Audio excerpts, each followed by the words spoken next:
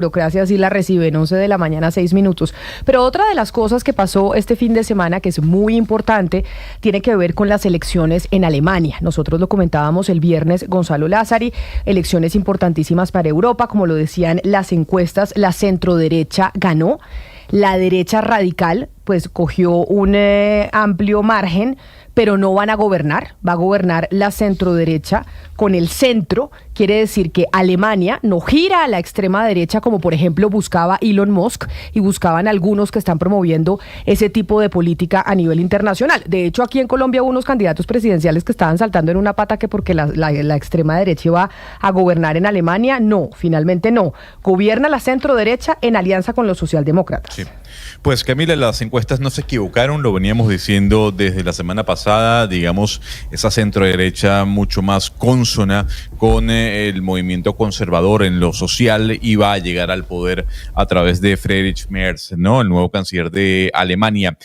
Un hombre, Camila, que ha trabajado con BlackRock, que cree en el liberalismo económico, que es de los creyentes en que al que por ejemplo, los impuestos a las empresas hay que reducirlos, pero también, Camila, un hombre que ha dicho que a Ucrania hay que apoyarla y que Alemania no puede dejar sola a Volodymyr Zelensky, en contraposición tal vez a lo que dice el ala más radical del partido de la derecha, ¿no? La AfD, que si bien es cierto se transforma en la segunda fuerza política de Alemania, como usted bien decía, no logra generar algún tipo de cambio en la nación. Interesante el dato de la votación, Camila, no se registraba un dato de tanta votación, participación, 80% de la gente salió a votar desde 1990, pero para entender un poco qué significa esta victoria de la Unión Demócrata Cristiana, de esa coalición que se va a hacer también con el centro, incluso con el partido de Olaf Scholz,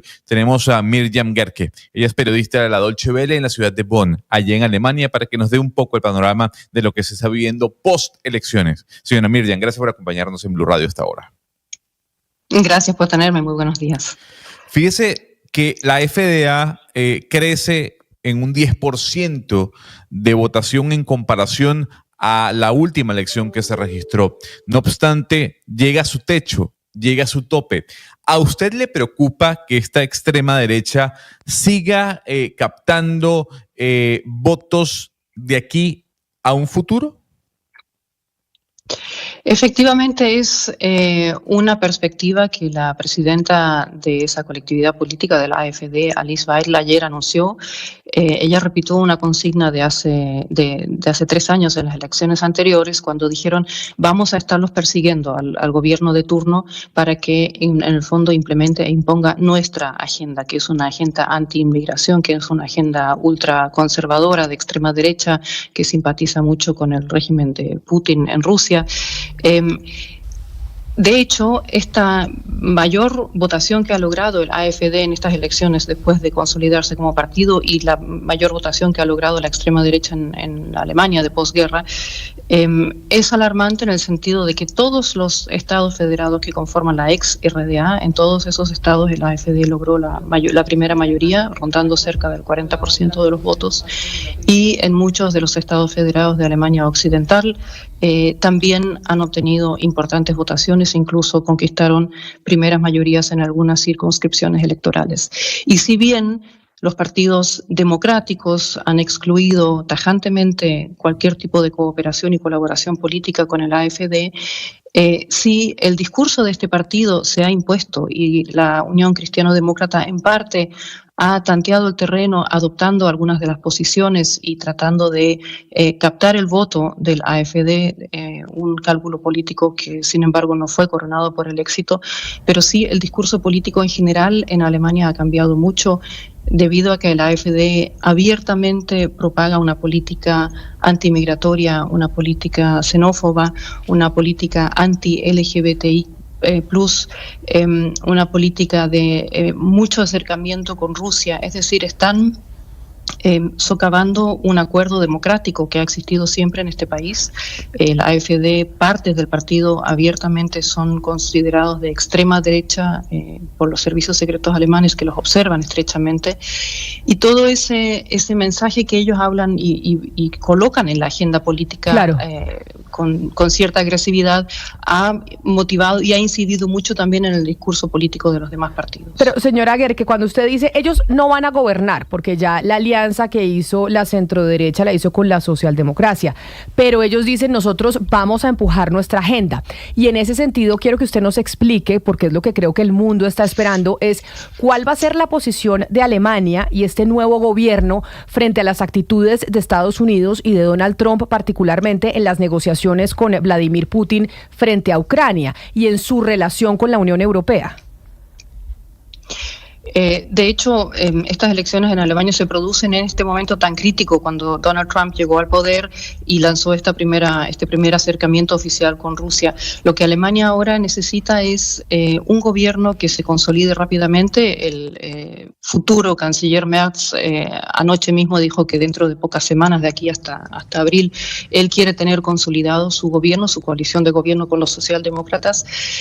Y el desafío es ahora posicionarse y cohesionar la posición europea, posicionarse de forma conjunta de cara a Trump y tomarse muy en serio las amenazas de Trump de dejar a Europa sola frente a Ucrania y sola también dentro del concepto de la OTAN. Es decir, lo mismo que ha dicho Merz anoche, luego de conocerse los resultados electorales, fue anunciar: Europa tiene que emanciparse de Estados Unidos. Tenemos que buscar una posición conjunta, cosa que va a ser bastante difícil, dado que dentro de la propia Unión Europea hay opiniones y posiciones muy divergentes respecto, sobre todo, de lo que es una solución o un final de la guerra en Ucrania, la guerra que libra Rusia contra Ucrania. Hoy se cumplen precisamente 3 años de la invasión. Sí, Merz va a tener que primeramente volver a colocar a Alemania en el escenario de la Unión Europea como un líder, como un país fuerte. Es la principal economía y es uno de los países que tiene más influencia política. Le va a tocar reanudar las relaciones tanto con Francia como con Polonia, que es un eje decisivo dentro de la Unión Europea para llevar adelante posturas políticas comunes. Lo dicho, lo mismo que anunció Friedrich Merz anoche, buscar la consolidación europea y la emancipación y la independización de Estados Unidos, no continuar con lo que hasta ahora había sido una especie de dependencia de alguna forma cómoda, diciendo, bueno, Estados Unidos se hace cargo, es nuestro garante de seguridad en Europa. Todos han reconocido que esos tiempos bajo el segundo gobierno de Donald Trump se han acabado. Es decir, Europa ahora tiene que buscar una consolidación no solamente política y económica, sino también militar. Señora Gerke, estas elecciones mandaron un mensaje sobre los jóvenes y quisiera preguntarle sobre ese electorado joven y cómo esa opinión pública en torno a AfD se ha ido formando. Y ahí vuelvo a Donald Trump y a Musk y la injerencia en redes sociales. ¿Por qué? Porque algunos reportes de cadenas como ITV, la cadena británica, decían, mire, estas personas, por ejemplo, no hacían mítines políticos, sino que eran fiestas para jóvenes. Y si uno mira la penetración en redes como TikTok de AfD es grandísima, o en Twitter tienen una penetración muy grande, sobre todo en el público más joven. ¿Qué esperar de este público? ¿Cómo se ha consolidado ese público tan joven, tan guiado por las redes sociales y que repiten frases, pero y son votantes y salieron a votar masivamente, pero que es una opinión pública que sigue creciendo? Sin duda, y esa es una de las grandes preocupaciones y también desafíos que tuvieron que enfrentar los partidos, llamémoslos tradicionales. Se vio que el año pasado, en las elecciones al Parlamento Europeo, el AfD de extrema derecha tuvo muchísimo arrastre entre los votantes jóvenes, con una campaña en redes sociales, en TikTok e Instagram especialmente, muy exitosa, hay que consignarlo de esa manera. Supieron dirigirse de una manera muy directa y muy emocional también al votante joven, conquistando y acaparando la extrema derecha, principalmente el voto masculino joven. A esto, de este fenómeno, los partidos tradicionales lo observaron, lo analizaron muy bien, y la gran sorpresa de los resultados electorales de anoche, de las elecciones federales, fue el resultado del partido de izquierda, Die Linke, que con una cúpula nueva... Sí, te escucho ya. De 2 personas, y la jefa del partido, una mujer joven, politóloga de 36 años, ella respondió a esto y lanzó también una campaña muy exitosa en las redes sociales, acaparando en las elecciones de ayer el principal voto joven, y eso le permitió al partido de izquierda duplicar su resultado electoral en comparación con hace 3 años, alcanzando el 8,8%, lo cual es realmente un gran éxito, dado que el partido se consideraba ya fuera del Parlamento. Es decir, los partidos tradicionales están luchando por reconquistar ese voto joven, por escucharlos, pero el desafío está en entender cuáles son los problemas de la generación joven. Y en este sentido, los analistas coinciden en que el partido de izquierda, si bien tiene una votación reducida con apenas 8,8% en comparación global, pero sí han logrado tocar los temas que afectan principalmente a la generación joven, que es vivienda pagable, que son el precio del consumo diario de los alimentos, que es el debate de reducir o eliminar el IVA sobre los alimentos, ese tipo de temas que preocupan a la generación joven que está recién iniciando su vida independiente, su vida profesional, su vida de estudiantes. Y por ese lado se ve que hay una motivación en la generación joven de participar en política, de buscar ser oídos y que sus problemas sean considerados.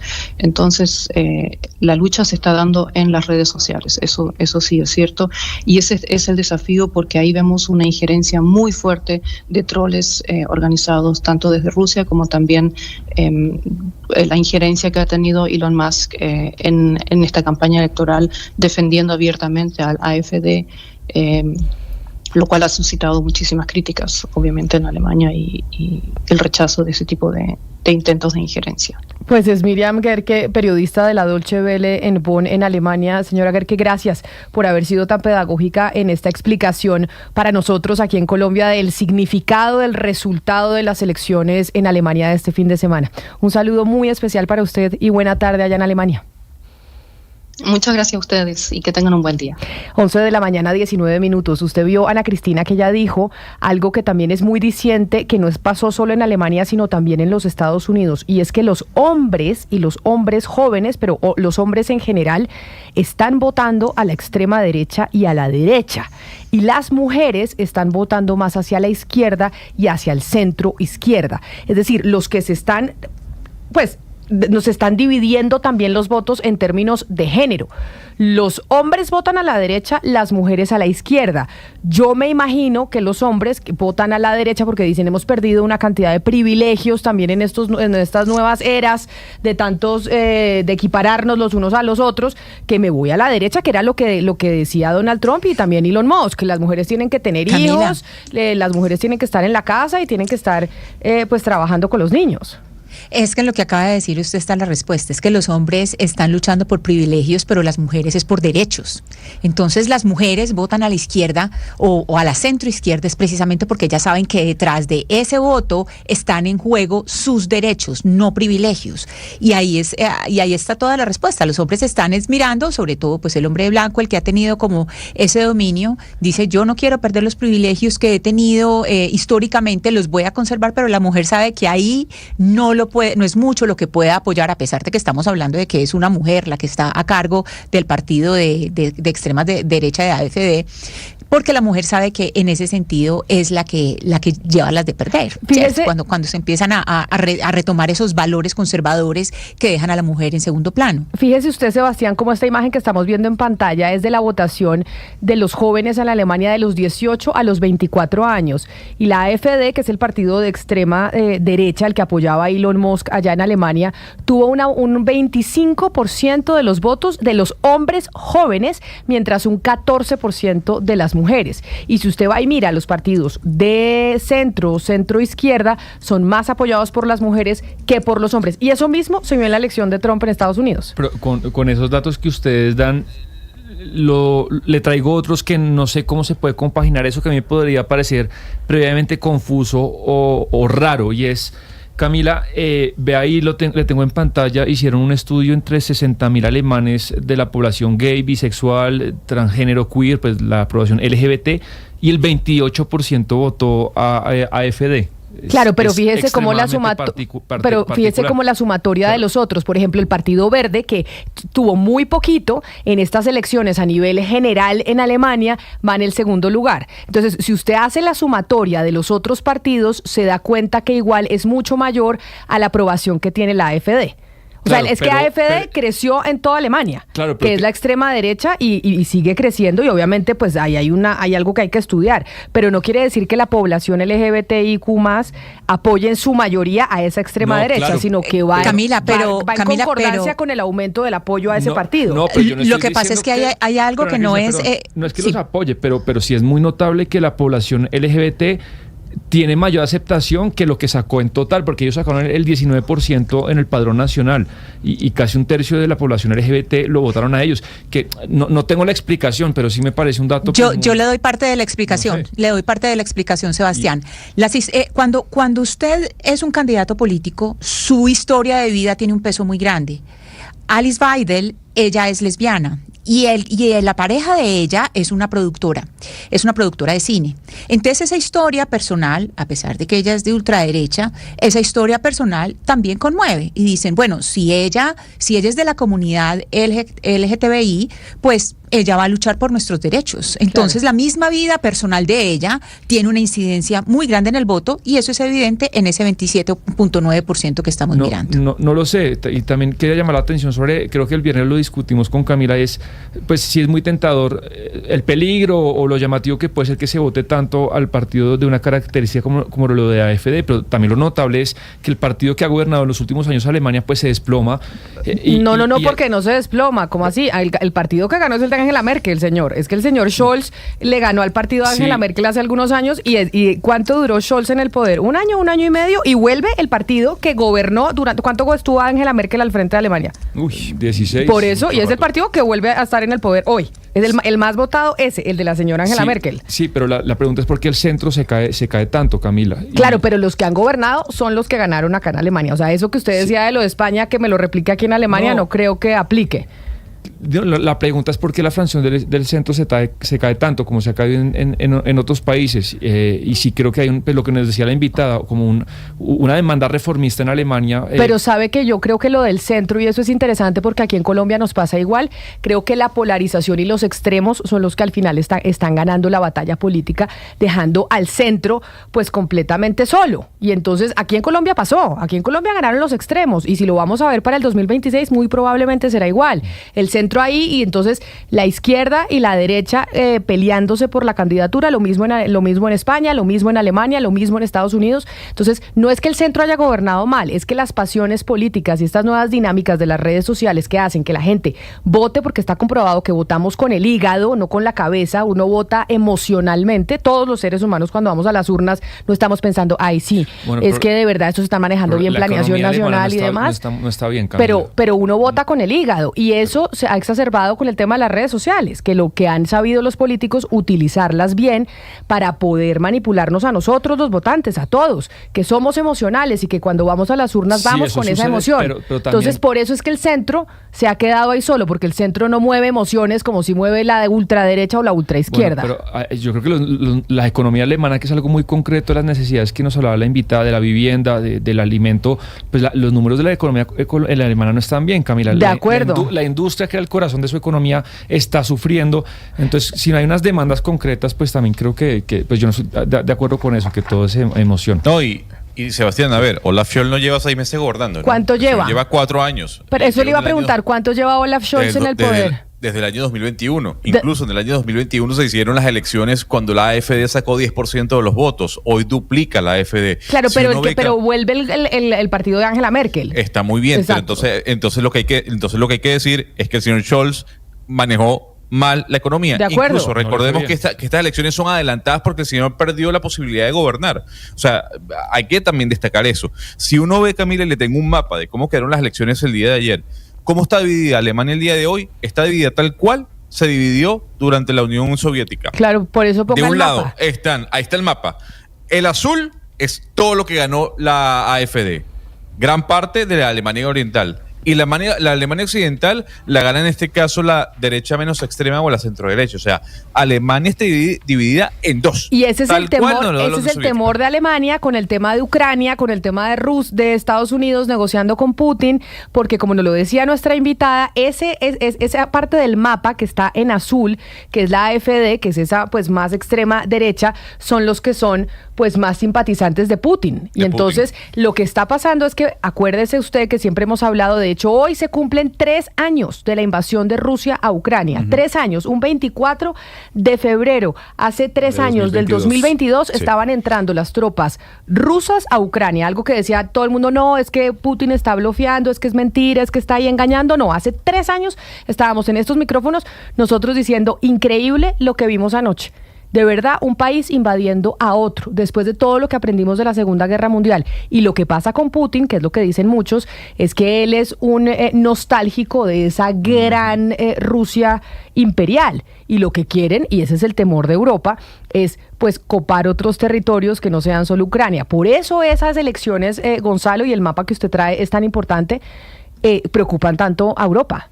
Tanto, y a Alemania particularmente, porque saben que ahí hay un riesgo enorme. Pero es que obviamente entendamos lo siguiente, Camila, ¿cuál es el papel de Alemania? El papel de Alemania es de ser el segundo mayor apoyo financiero y armamentístico de Ucrania, luego de los Estados Unidos. Es una realidad. Alemania es la potencia económica del viejo continente. El nuevo canciller es pro-Ucrania y cree, como dijo nuestra invitada, que Europa la agarraron con los pantalones abajo. La pregunta es, Camila, que yo le hago a usted, ya que trae a colación el tema de Ucrania y de Rusia. En la mesa de negociación se quieren poner 4 sillas. Ucrania, la Unión Europea, Estados Unidos y Rusia. Pero solamente hay 2, la de Rusia y la de Estados Unidos, porque Putin lo quiere así.